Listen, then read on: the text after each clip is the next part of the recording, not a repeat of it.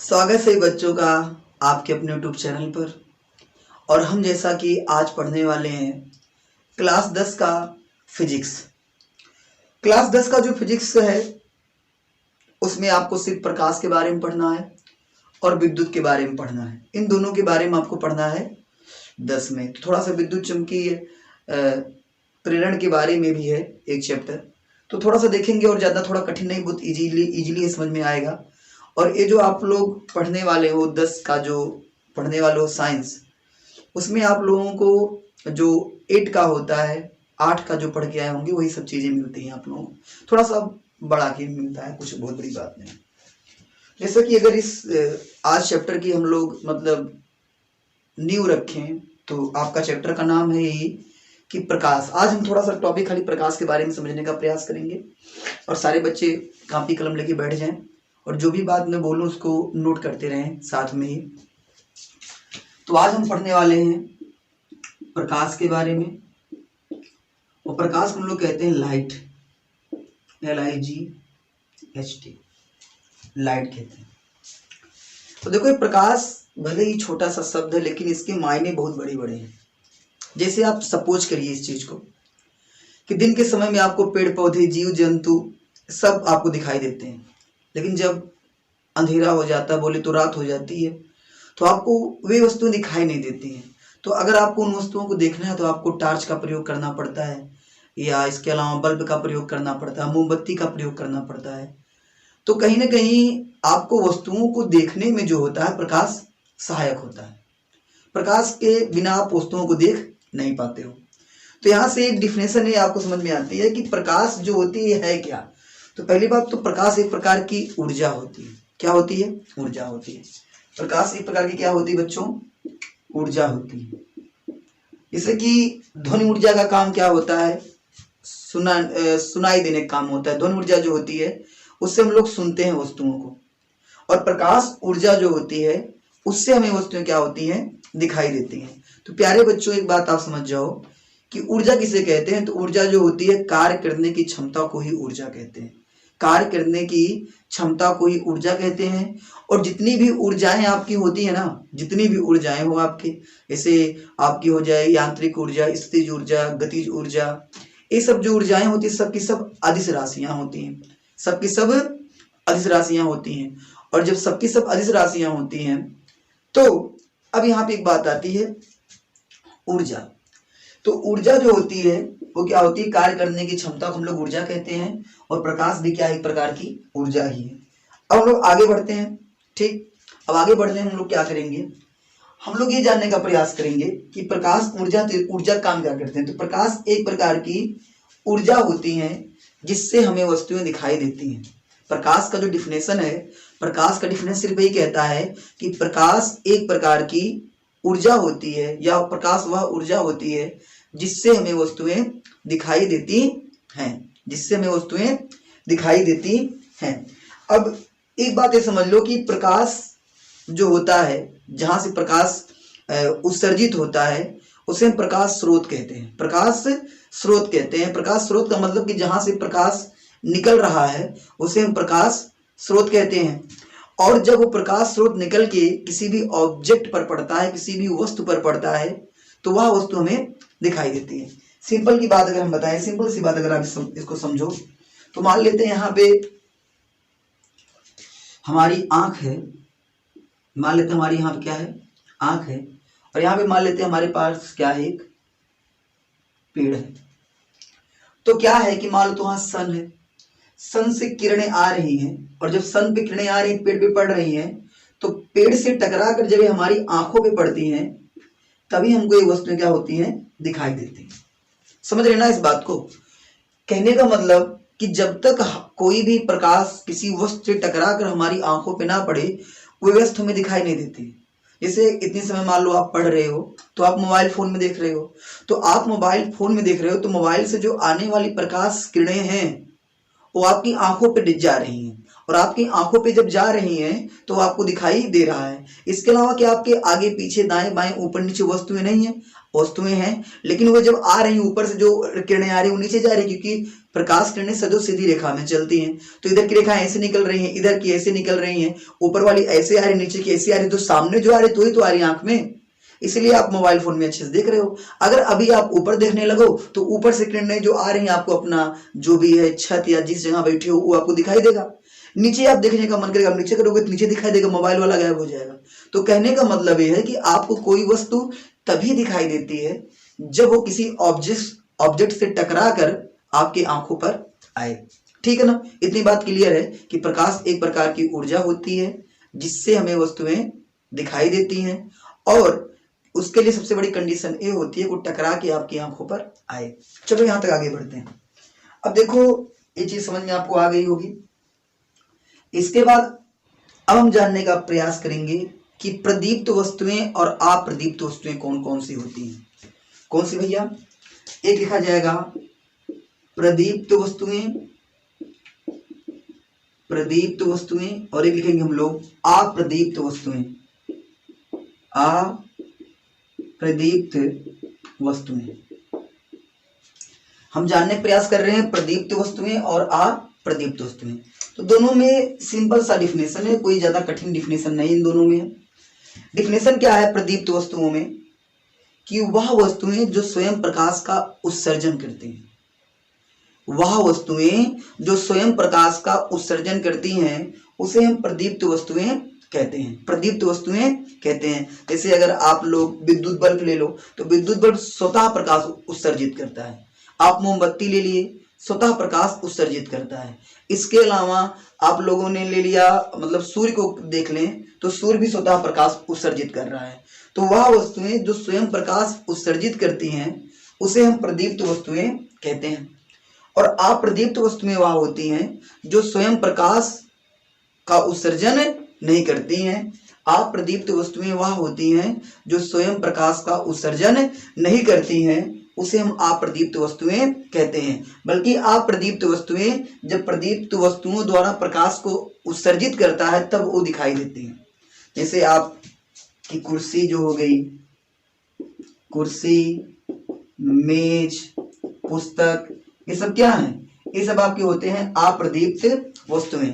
और प्रदीप्त वस्तुएं वह होती हैं जो स्वयं प्रकाश का क्या करती हैं? उत्सर्जन करती हैं। जैसे आपके आ गया प्रदीप्त में कि सूर्य, विद्युत बल्ब, मोमबत्ती आदि। ठीक।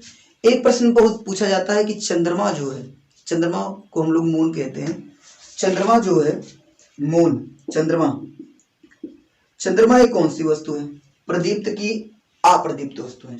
तो आप लोगों के दिमाग में एक ही चीज आएगी कि जब पूर्णिमा होती है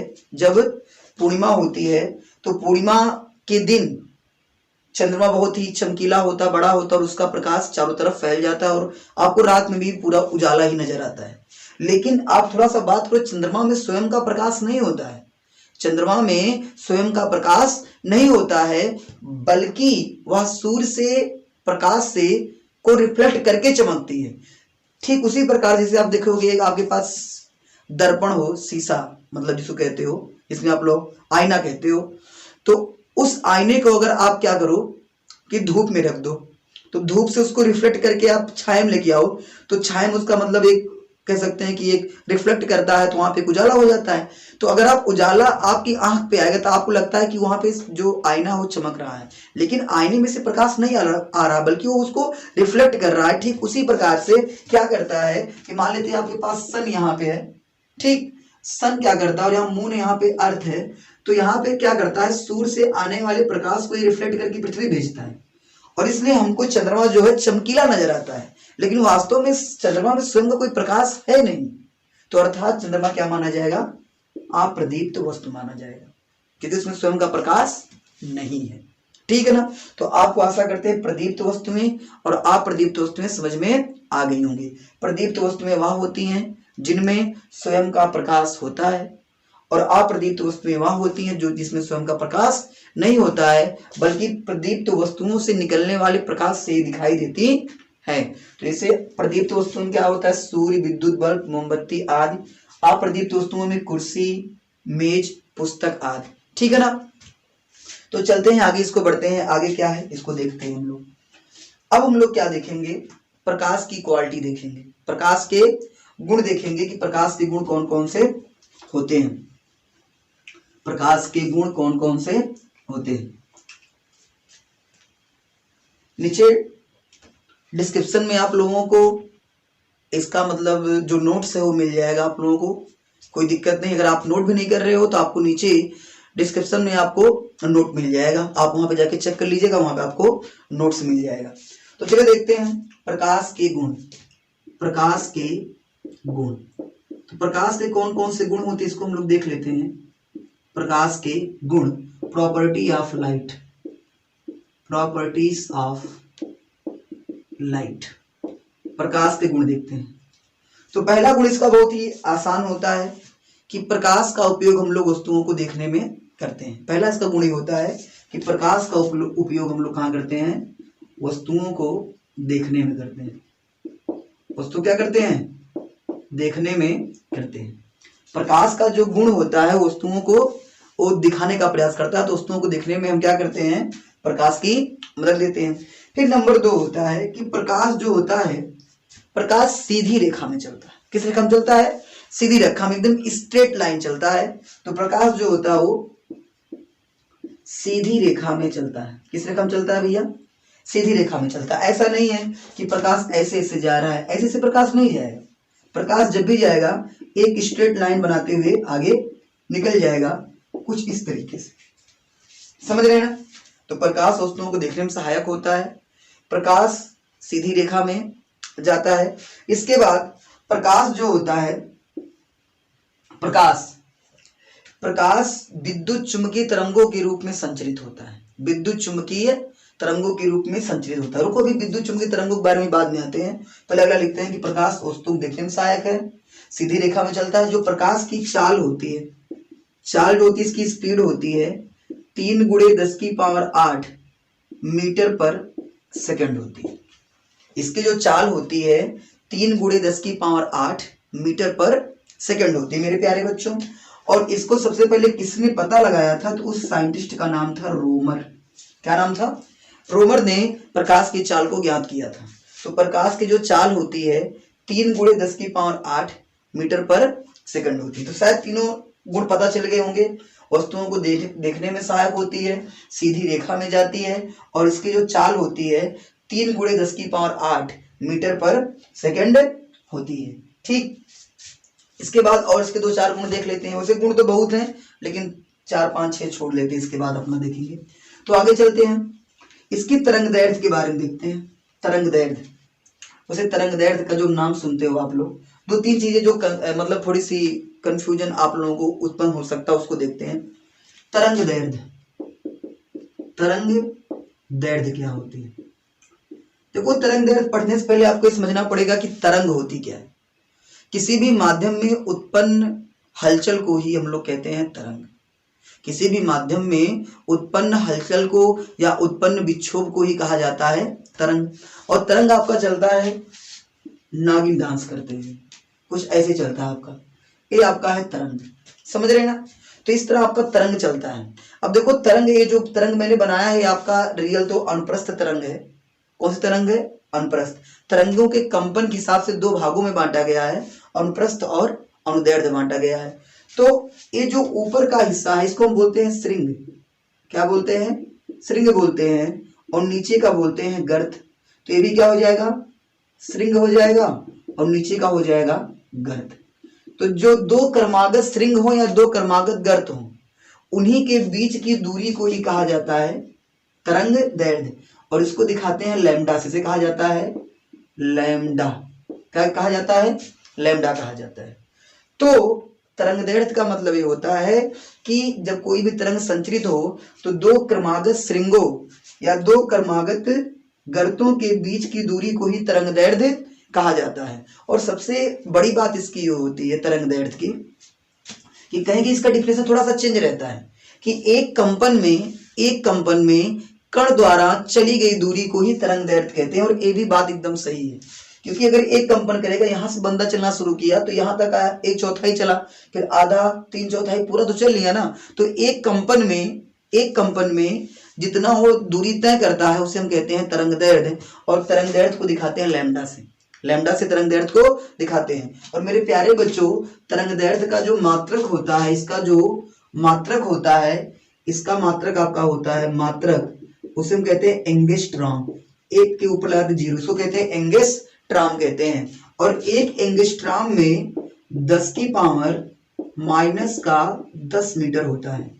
एक एंगस्ट्रॉम में 10 की पावर माइनस का 10 मीटर होता है। तो ये छोटी सी बात रही तरंग दैर्ध्य के बारे में। तो बहुत बार पूछा जाता है कि जो प्रकाश की तरंग दैर्ध्य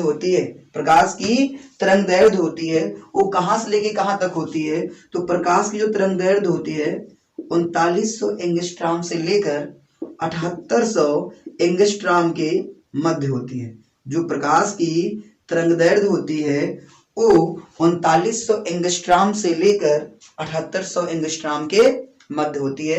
तो ये आपकी चौथी प्रॉपर्टी होगी। 3 प्रॉपर्टी वहां पे देखे थे कि प्रकाश वस्तुओं को देखने में सहायक है, प्रकाश सीधी रेखा में गमन करती है, प्रकाश की चाल 3 × 10 की पावर 8 मीटर पर सेकंड होती है, प्रकाश की चाल के खोजकर्ता रोमर थे। इसके बाद यहां हमने देखा कि जो प्रकाश की तरंग दैर्ध्य है वो 3900 एंगस्ट्रॉम से लेकर 7800 एंगस्ट्रॉम है। अब थोड़ी सी बात हम समझते हैं विद्युत चुंबकीय तरंगों के बारे में। 4 गुण पढ़ लिए आप लोग, 5वां गुण हम लोग देखने जा रहे हैं। और 5वां गुण थोड़ा सा आपको मजा आ जाएगा पढ़ के कि होता क्या है। तो चलो देखते हैं 5वें गुण की ओर। विद्युत चुंबकीय तरंग। 5वें गुण को पढ़ने से पहले हम लोग को पढ़ना पड़ेगा EMW। इसका फुल फॉर्म होता है इलेक्ट्रोमैग्नेटिक और W मतलब वेव्स। इलेक्ट्रोमैग्नेटिक वेव्स होता है। इसका जो अर्थ होता है इलेक्ट्रोमैग्नेटिक वेव्स होता है। विद्युत चुंबकीय तरंगे हिंदी में कहते हैं। देखो विद्युत चुंबकीय तरंगे कहते किसे हैं, वैसे आप लोगों को थोड़ा समझना थोड़ा सा कठिन होगा।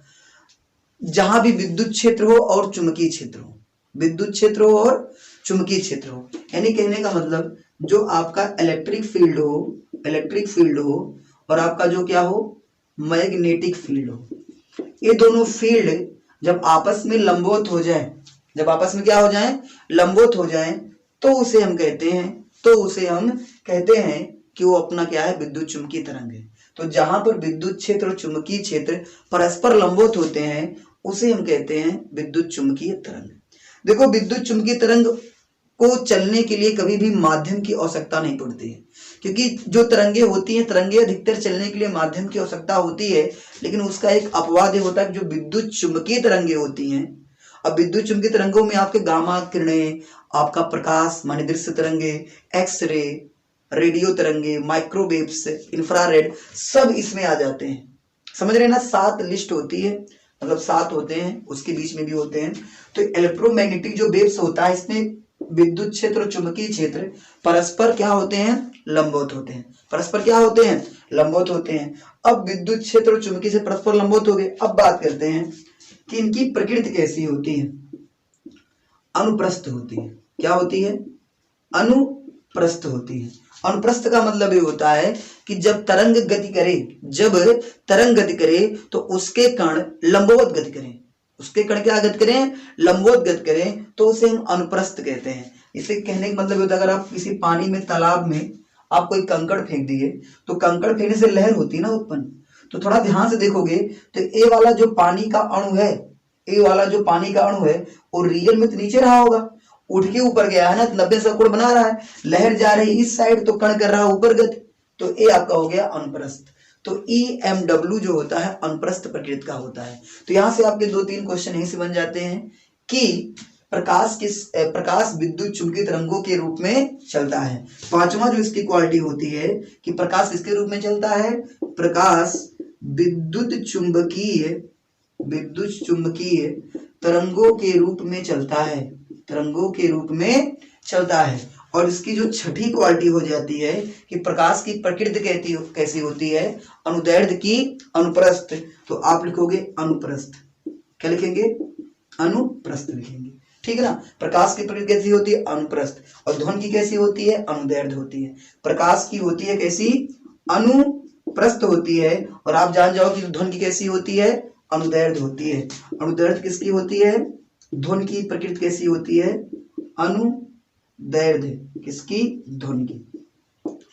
तो 6 आपको क्वालिटी समझ में आ गई, अनुप्रस्थ और अनुदैर्ध्य। अब यहाँ पे थोड़ी सी इतना बात समझ में अगर आई हो आप लोग तो फिर से देख लो। EMW मतलब इलेक्ट्रोमैग्नेटिक वेव्स, इलेक्ट्रिक फील्ड और मैग्नेटिक फील्ड अर्थात विद्युत क्षेत्र और चुंबकीय क्षेत्र जहां पर लंबवत होते हैं उसे हम विद्युत चुंबकीय तरंग कहते हैं। और विद्युत चुंबकीय तरंगों को चलने के लिए माध्यम की जरूरत नहीं पड़ती, अर्थात वैक्यूम में बोले तो निर्वात में भी चल सकती हैं। और इसकी प्रकृति कैसी होती है? अनुप्रस्थ। तो यहाँ से हमने पता लगाया कि जो प्रकाश होता है विद्युत चुंबकीय तरंगों के रूप में चलता है। प्रकाश कैसा होता है? अनुप्रस्थ होता है।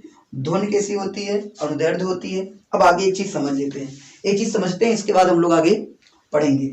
एक चीज ये आपको समझना है कि जिसे प्रकाश को बताया गया विद्युत चुंबकीय तरंग है, तो कभी ये मत जान जाओ कि प्रकाश जो होता है तरंगों के रूप में ही चलता है।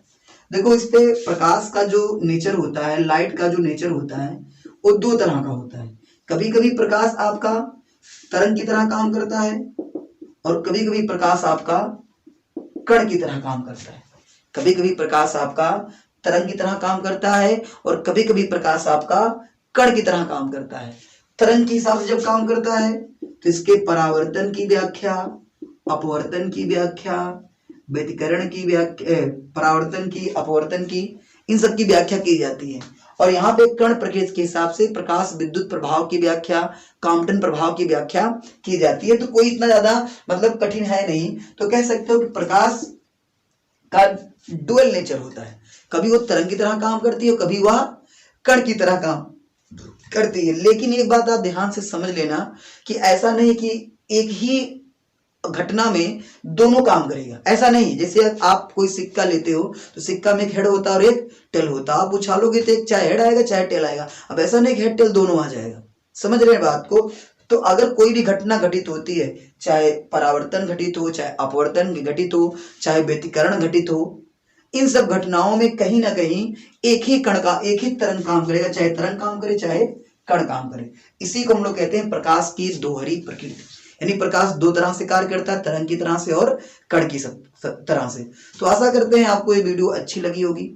अगर आपको वीडियो अच्छी लगे तो आप लाइक और सब्सक्राइब जरूर कीजिएगा। और इसी तरह से हम लोग आगे बढ़ते रहेंगे, समय के पहले सारे सिलेबस को कंप्लीट कर लेंगे। तो अपना भी देखिएगा, अपने दोस्तों के पास भी शेयर करिएगा और अधिक से अधिक मात्रा में इस चैनल को शेयर करिएगा। तो चलिए इसी उत्साह और उमंग के साथ हम लोग आज सेशन समाप्त करते हैं। फिर आगे आने वाली वीडियो में जल्दी मुलाकात होती है। धन्यवाद।